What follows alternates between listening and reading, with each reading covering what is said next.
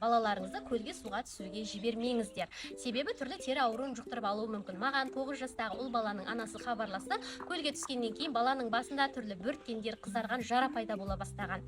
Мысалы, ауылдың шетіндегі өзендер, көлдер, оларға түрлі қоқыстар тасталуы мүмкін. Малдар су ішеді, балаларда түрлі тері ауруы болуы мүмкін. Олар бір-біріне жұғады. Егер суға түскен соң осындай жағдай болса, онда міндетті түрде дерматологқа, яғни тері ауруы дәрігеріне алып бару керек. Ал енді бассейннің суының өзі хлор, ол шашқа өте зиян, шаштың түсуін көбейтуі мүмкін, құрғатады, боялған шаштың өзінің түсін өзгертіп жіберуі мүмкін. Ондай жағдайда балаларда да, ересектерде мынандай арнайы жүзуге бас киім сатып алыңыздар. Өзім бұны 600 теңгеге алдым. Яғни көлден кейін, бассейннен кейін міндетті түрде шашты шампуньмен, денені сабынмен жуу керек. Ал егер қандай да бір теріде проблема болса, онда міндетті түрде дерматологқа апарып қаратыңыздар.